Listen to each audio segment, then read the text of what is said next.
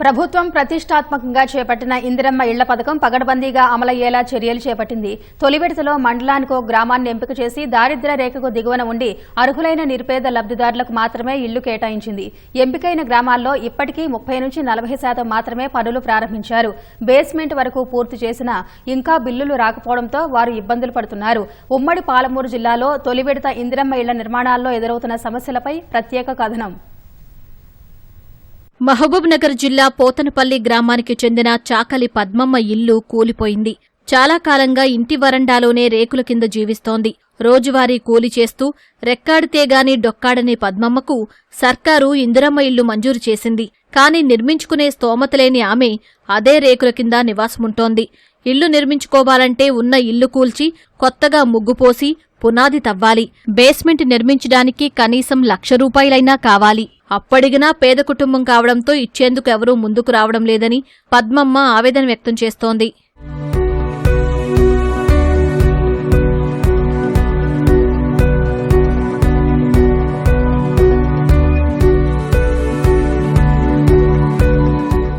నాకు ఇల్లు పడిపోయి చాలా దినాలే. దాన్ని నేను చేసుకుందామంటే నాకు శాతం అయితే లేదు. నా పిల్లలు అందరూ చిన్నగా ఉండి ఓనాల ఒమ్మిలా ఇందులోనే బతికిన. ఏదో ఇంటికి పోంటే కూడా పోలే. నాకు ఇప్పుడు లేవా సార్ చేసే పరిస్థితికి లేనందుకు మీరు ఇస్తే నేను కూడా చేసుకుంటా కదా. మీరు కొన్ని సాయం చేస్తే నేను కూడా చేసుకుంటా కదా.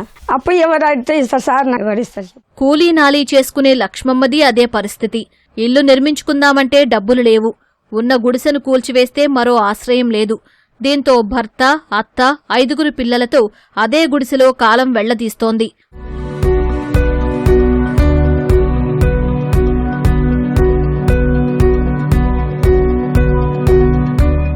పాత ఇల్లు కూల్చేసి ఇందిరమ్మ ఇంటికి ముగ్గు పోసుకున్న రంగమ్మ ప్రస్తుతం 2 లక్షల అప్పు కోసం ఎదురుచూస్తోంది. డబ్బులు లేక మరో లబ్దిదారు ముగ్గు కూడా పోసుకోలేదు. కిరాయిళ్లల్లో అద్దెలు భరించలేక ఇందిరమ్మ ఇంటి నిర్మాణం మొదలుపెట్టిన లక్ష్మి ప్రభుత్వం నిధులు విడుదల చేస్తుందేమోనని ఎదురుచూస్తోంది.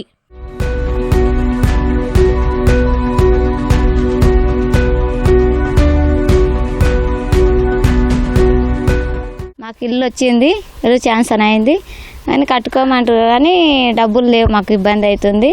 మాకున్నది గుడిసే. ఇంకా మేము ముగ్గురం, మాకు 5 మంది పిల్లలు. ఇంకా మాకు వెళ్తలేదు, ఇబ్బంది అవుతుంది. నా మూడు కూలి పని చేస్తుండు. ఇంకా గుడిసె తీసేస్తే ఇంక ఇబ్బంది చాలా అవుతుంది సార్. ఇంకా అప్పు పుడతలేదు, ఏడు అడుగుతుంటే అప్పిస్తలేరు. ఇంకా గుడిసె తీసుకుని తీసేసి కట్టుకోవాలనుకున్నా మళ్ళీ ఉండడానికి ఇబ్బంది అవుతుంది. ఇందిరమ్మ ఇల్లు ఇచ్చిందని ఇల్లు కుల్పు కట్టుకున్నా. ఇల్లు కుల్పు కట్టుకుని ఇక్కడ అవదంకర ఉన్నా. ఆ రూమ్లో వండేసిన ఒక దగ్గర పడినా. అప్పు వచ్చినాక బేస్మెంట్ లేపుకుందాం. నా ఇల్లు ఉన్నంత వరకు నా ఇంట్లోనే ఉన్నా సార్. ఇప్పటిదాకా 2,50,000 అయింది సార్. మాకు జర ఆర్థికంగా ఆసర ఉంటే ఇప్పటికి కొత్త డబ్బులు కావాలి. మాకు ఇబ్బంది చాలా ఉంది. మాకు జర మీరు ఆసర ఉంటే బాగుంటది. ఇప్పటిదాకా బేస్మెంట్ వరకు వచ్చింది సార్. ఇప్పటి వరకు అమౌంట్ చాలా అయింది. మేము చాలా బీద వాళ్ళము. మేము 5 సంవత్సరాలుగా మంది ఇండ్లలో రెంటుకుంటున్నాం సార్. వాళ్ళు చూపించిన స్థలంలో జియో కోఆర్డినేట్స్ ప్రకారంగా మేము central, east, west, north, south కింద కోఆర్డినేట్స్ తీసుకుంటాము. తీసుకున్న తర్వాత మనకి హౌసింగ్ వాళ్ళు ఇచ్చిన ప్లాన్ ప్రకారము 400 స్క్వేర్ ఫీట్ నుంచి 500 స్క్వేర్ ఫీట్ వరకు మనకి ఆ ప్లేస్ ఉండాలి. ఆ ప్లేస్ లో వాళ్ళు మనకి ఒక నమూనా ప్లాన్ ఇచ్చారు. ఆ నమూనా ప్లాన్ ప్రకారమే మనము ఆ ప్లాన్ ని తీసుకుంటాము. తీసుకొని అక్కడ ఫస్ట్ జియో కోఆర్డినేట్స్ ద్వారా కోఆర్డినేట్స్ ఫిక్స్ చేసిన తర్వాత ఇచ్చిన మార్కింగ్ ని ఫోటో తీసుకుంటాము. తర్వాత 4 స్టేజ్ల కింద బేస్మెంట్, వాల్స్ కన్స్ట్రక్షన్, తర్వాత స్లాబ్, తర్వాత final overall construction of the building. ఈ 4 స్టేజెస్ కింద బిల్ ఇవ్వడం జరుగుతుంది. పోతనపల్లిలో మాత్రమే కాదు, ఉమ్మడి పాలమూరు జిల్లాలో మొదటి విడతలో ఎంపికైన అన్ని గ్రామాల్లోనూ ఇదే పరిస్థితి. మహబూబ్నగర్ జిల్లాలో 1319 ఇళ్లు మంజూరు కాగా ఇప్పటి వరకు 350 మందే ముగ్గు పోశారు. నారాయణపేట జిల్లాలో 859 మందికి ఇళ్లు మంజూరైతే 171 మంది మాత్రమే పనులు ప్రారంభించారు. వనపర్తి జిల్లాలో 1203 మందికి గాను మార్కింగ్ చేసుకున్న వాళ్లు 274 ఇళ్ల నిర్మాణం చేపట్టారు. లబ్దిదారులు నిరుపేదలు కావడంతో పనులు మందకోడిగా సాగుతున్నాయి. అప్పు చేసి పునాది తీసి బేస్మెంట్ పూర్తి చేసినా నిధులు విడుదల కాక మిగతా నిర్మాణం ఎలా పూర్తి చేయాలో తోచక లబ్దిదారులు ఇబ్బంది పడుతున్నారు.